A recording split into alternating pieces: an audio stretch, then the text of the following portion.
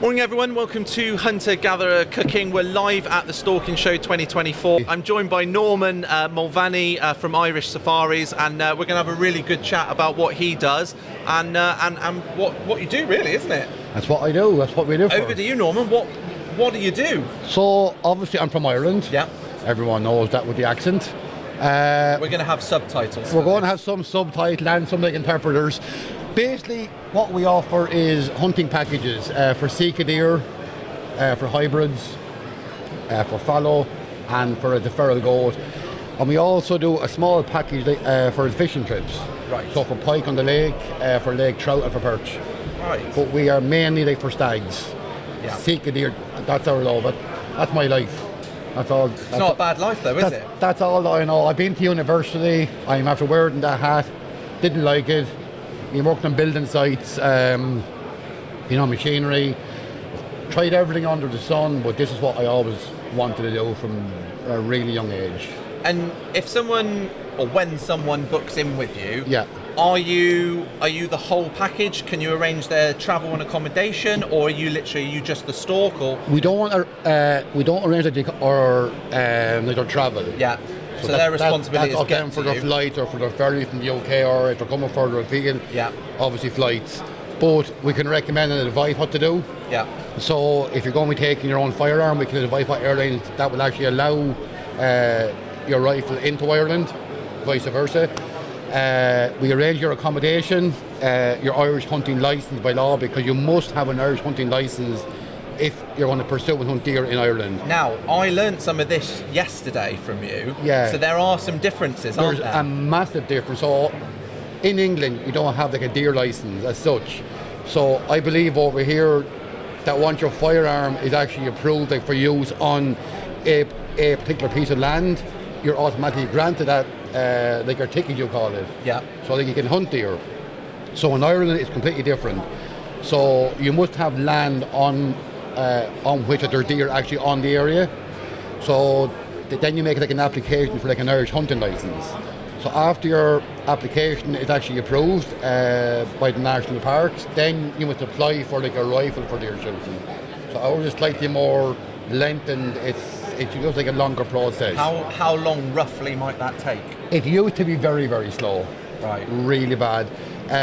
I can have my client's application approved in a week. Oh, right. For their hunting license, maybe less than a week. Right.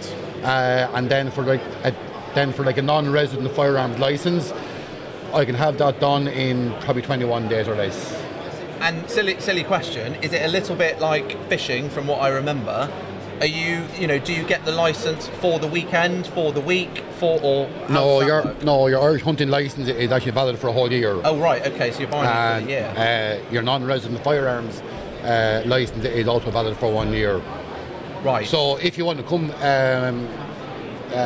we'd say like more than one trip. Yeah. Your hunting license is actually valid all that period in that year. And what sort of things are they actually checking? Is it similar to our process? I mean, we have a firearms officer come round and an interview and things like that. When you apply for this, what information do you have to submit? And is that for me or for a client? For a client, yeah. Okay, for a client, so we need... so if I was to come to you... Right, if you're coming over to me... What do I need to do? Okay, so I will obviously let your name, your address in the UK, your date of birth, and your email address, which is for the correspondence for our National Park Service. Yeah. And then I would need your proof of your hunting course done. So I think over here it's called like a level 1 or 2, which is like a DS. It's like a DS. So they do require that? They do require that. If you don't have that course done, like a hunting course done, well, then we can't actually get your license done. Right. So if you're coming from Germany, you would have what's called like a Jagdschein, which is like a hunting certificate. If you're coming from Denmark, it's also like a similar. Sounds like a license. It's a lot more official. It's more official. It's more regulated. More regulated. That's a better word. It is very, very regulated, as in the paperwork. We used to have an upper limit on our caliber was only 22-250 up in the 70s, because obviously over the troubles that was happening at the time with like the IRA and everything. So we were very limited on our caliber selection. Right.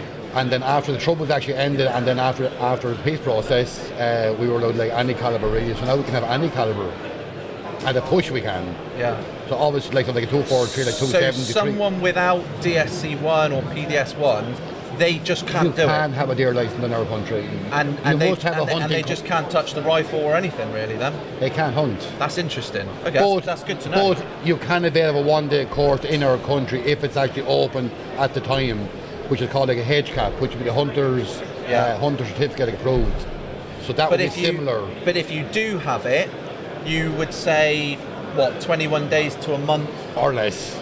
But for example, we couldn't book something for next week because we got to go through the process. This is the problem that I've been having, and I've been really fighting this with the legislation. I have written like the ministers over this. So, like, for argument's sake, if I meet you out the Stalking Show and we're into our hunting season, and you say, okay, Norman, I want to come with you in the morning. You can't, because I cannot have your paperwork back in time, right? Which is really holding me back and other companies, because we're actually losing out because over that process. So that needs to be changed as fast as it can. Yeah, because at the moment you can use the estate rifle clause. Yeah, no, you can't in Ireland. And go for it. No, you must have like a non-resident license. Even if you're going to use my rifle, you must have like a non-resident firearms license on my gun. So if I've got DSC1, we go through the process, but I don't have a rifle, I can use yours? Yeah, you can use and borrow mine. Yeah. You can't actually hire a weapon in Ireland, it's illegal. Right. You can't actually hire a weapon. So you can use or borrow. Okay. As such. Yeah. But you must have a license on that particular firearm also, even as a guest. And when you do that, because I know different guides do different things, do you set it up so that the shot is virtually lined up, or do they carry it the whole time and they set everything up and they're taking that shot? No, we let them carry the firearm unless it's under like an order where they can't carry it. Maybe like they're overweight, or maybe their fitness isn't there. Yeah. Maybe they don't feel comfortable. We've had incidents largely where people actually fell with our rifles. Right. So you're kind of wincing and go, oh, fuck, that's my gun on the ground. Yeah. Like, is it damage? Like the scope damage? Yeah. Which actually happened last year. Right. So we'll normally know. You're not happy about that? Well, you have to kind of smile, but you're not happy. Yeah. I've had some guns damaged last year in the process. It's not nice when it happens, but obviously like, it's all part of what we do. But in general, everyone is always okay holding holding the gun. But we're always very, very cautious if we're on that final stalk on the hill into a beast. And obviously I'm going to be leading the way on that belly crawl. So if you're behind me, you're kind of always looking back, because all I'm facing is that barrel up my ass, basically. So I would kind of, then that's to actually take the gun off you. Right. And just put up in position, because like, accidents can happen. Yeah, absolutely. Like all it takes is to take your finger on the trigger accidentally when you're going through the header, and next thing is the safety comes off, and you might be like aware of that issue. Yeah. And next thing in comes your finger, or like a blade of grass even. Anything at all. Yeah. And you don't want that to happen. So I'm new to this, really. These are lovely. I'm on the coffee. It is 9:45, so fair play to him. So I've been involved in the stalking world for probably 2.5, 3 years. Yeah. And my journey started with Matt from Grove Game. Yeah. And he invited me out just for a stalk. Nice guy. And then ever since then, I've just fallen in love with it. People think that it's about the shooting of the deer. And no. For non-stalkers, I try and say it's the day, it's the people that you're with, it's the nature that you're around and things. I think people have to get away from this whole thing of the kill. It's a split second. I don't like that word, and I hate that word as a cull. I don't like that word either. I don't know. Yeah, I hate that word. It's the most politically ridiculous word that I hate it. You're basically shooting an animal dead. So you don't have to coat it in powder, coat it in perfume or flowers. You're killing an animal. Do you know what? I mean, we're going off topic. Sadly, I agree with you, but sadly, online you do. Yeah, you do because the algorithms. That's this new world. It does not like it, and I get why it doesn't like it. Have you seen that on like Instagram and TikTok? Right, You get banned so many times. Touch wood. Yeah.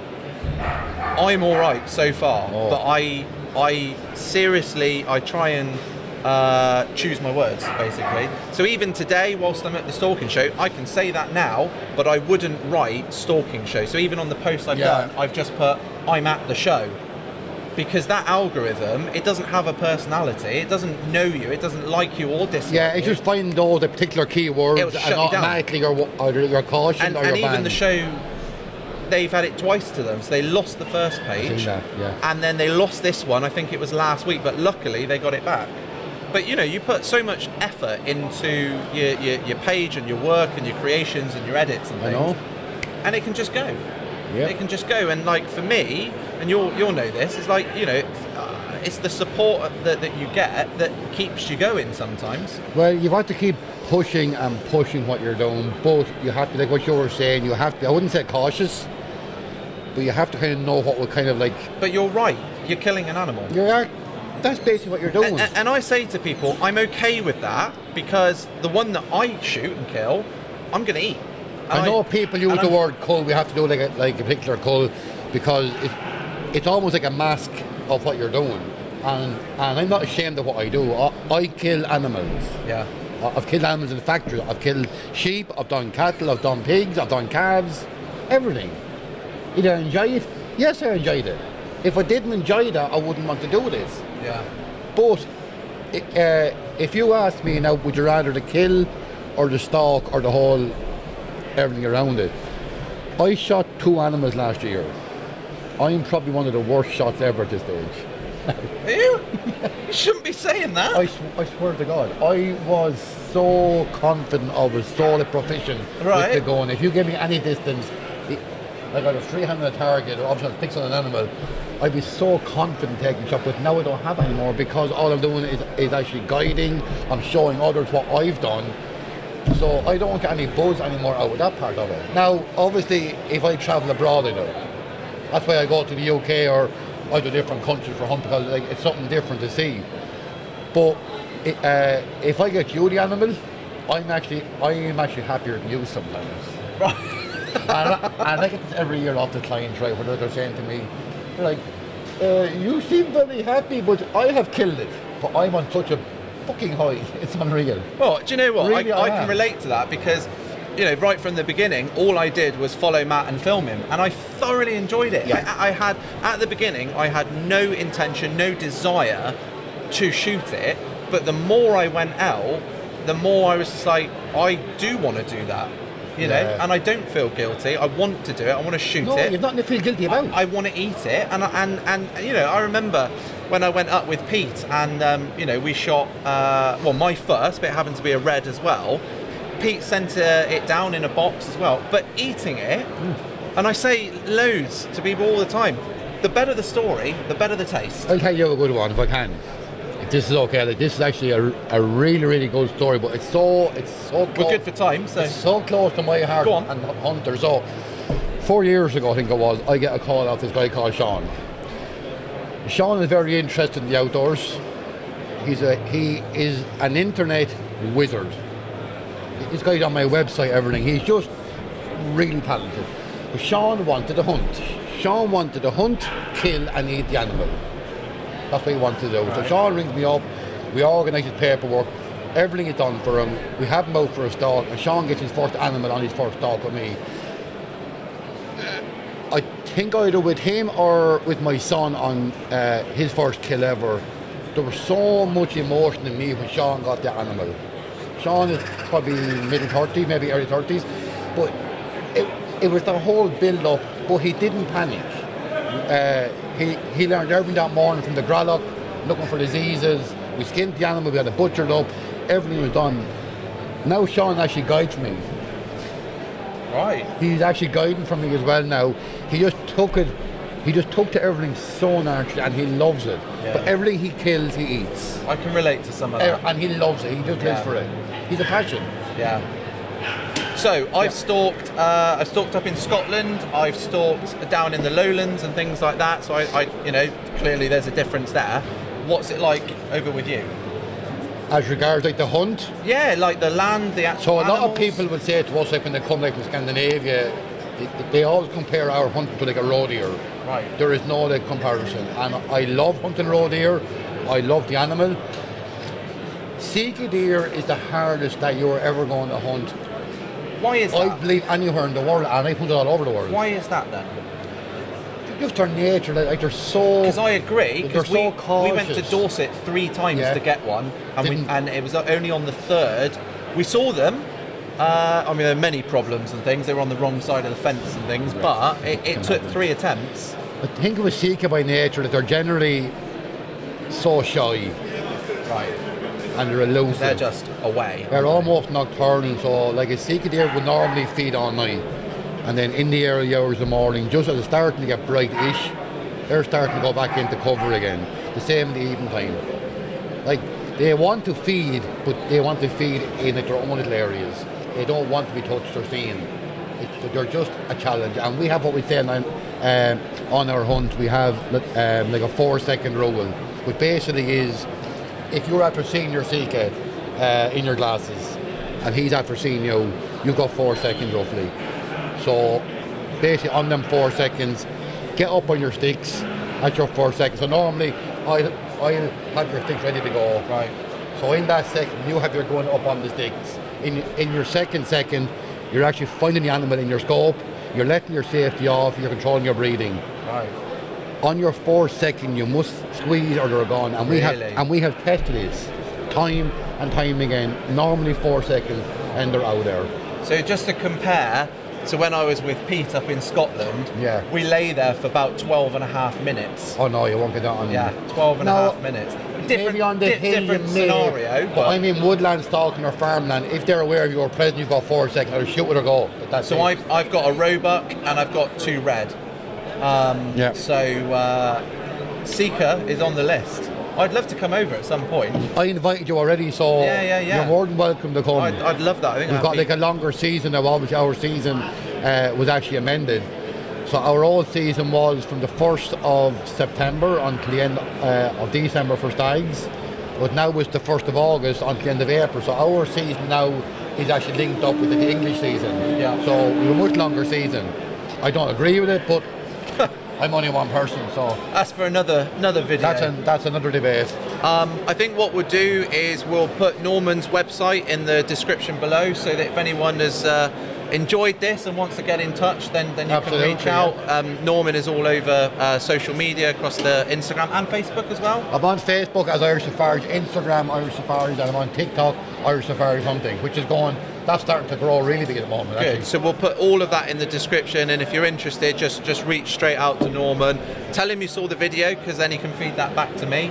But I've thoroughly enjoyed this. Absolutely, thank you very much. absolutely loved And also this. the best of luck with this as well. And please hit that like and subscribe button, and we'll see you soon for the next video.